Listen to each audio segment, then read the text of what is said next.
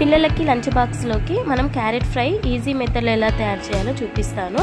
ముందుగా అయితే stove on చేసి ప్యాన్ పెట్టి ఆయిల్ అయితే వేసుకోవాలి. ఆయిల్ బాగా హీట్ అయ్యాక మనం తాలింపు గింజలు వేసేసుకొని అందులోనే కొద్దిగా కరివేపాకు వేసి బాగా వేయించుకోవాలి.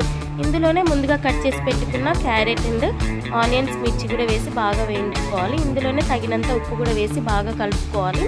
కూర అనేది బాగా మగ్గేదాకా క్యారెట్స్ అనేవి బాగా ఉడికించుకోవాలి. ఇలా ఉడికించుకున్న దాంట్లోకి మనం పసుపు, చిటికెడు అల్లం వేసి అల్లం వెల్లుల్లి పేస్ట్ వేసి బాగా కలుపుకోవాలి. పచ్చివాసన పోయేదాకా బాగా వేయించుకున్నాక ఇందులోనే కారం పొడి, మనం మిర్చి వేసుకున్నాం కాబట్టి తక్కువగా కారం పొడి వేసుకోవాలి.